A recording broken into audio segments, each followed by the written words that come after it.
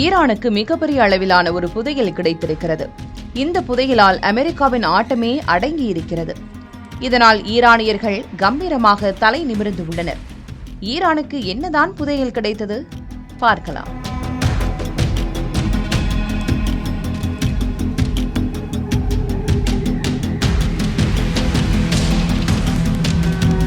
Iran அணு ஆயுத தயாரிப்பில் ஈடுபடுவதாக கூறி அந்நாட்டின் மீது கடந்த பிப்ரவரி 28ஆம் தேதி தாக்குதலை தொடங்கிய அமெரிக்கா இன்று வரை போரை தொடர்ந்து நடத்தி வருகிறது. இந்த போரினால் ஈரானில் பொதுமக்கள் பலர் கொல்லப்பட்டதுடன் அந்நாட்டின் எரிசக்தி உள்கட்டமைப்புகளும் கடுமையாக பாதிப்படைந்துள்ளது. ஈரானை நிர்மூலமாக்குவோம் என்று கூறிய அமெரிக்கா அந்நாட்டை சூறையாடுவதற்கு பல்வேறு திட்டங்களை தீட்டி வந்தது. ஆனால் ஈரான் விழுந்துவிட்டது என்று உலக நாடுகள் ஒவ்வொரு முறை நினைக்கும் போதும் அது புது எழுச்சியுடன் எழுந்து கொண்டுதான் இருக்கிறது.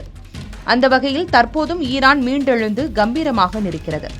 அதாவது தெற்கு ஈரானில் உள்ள ஃபேஸ் மாகாணத்தில் 7.5 டிரில்லியன் கன அடி அளவிலான இயற்கை எரிவாயு கண்டுபிடிக்கப்பட்டுள்ளதாக ஈரான் அதிகாரப்பூர்வமாக அறிவித்துள்ளது.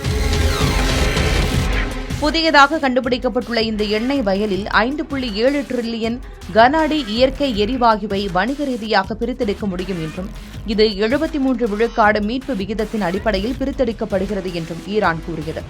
இது மட்டுமின்றி இங்கு கண்டுபிடிக்கப்பட்டுள்ள எரிவாயு ஹைட்ரஜன் சல்பைடு மற்றும் பிற மாசுகள் மிக குறைவாக உள்ள ஸ்வீட் கேஸ் வகையை சேர்ந்தது என்று கூறிய ஈரான் இதனை சுத்திகரிப்பதற்கான செலவும் குறைவு என்று தெரிவித்துள்ளது.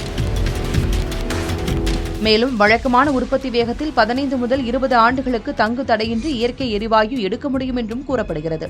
அமெரிக்க பொருளாதார தடைகள் ஈரானின் பொருளாதாரத்திற்கும் ஏற்றுமதிக்கும் கடுமையான நெருக்கடியை ஏற்படுத்தலாம் என எதிர்பார்க்கப்பட்டு வந்த வேளையில் இந்த பிரம்மாண்டமான எரிவாயு கண்டுபிடிப்பு ஈரானுக்கு ஒரு மிகப்பெரிய பலமாக அமைந்திருக்கிறது.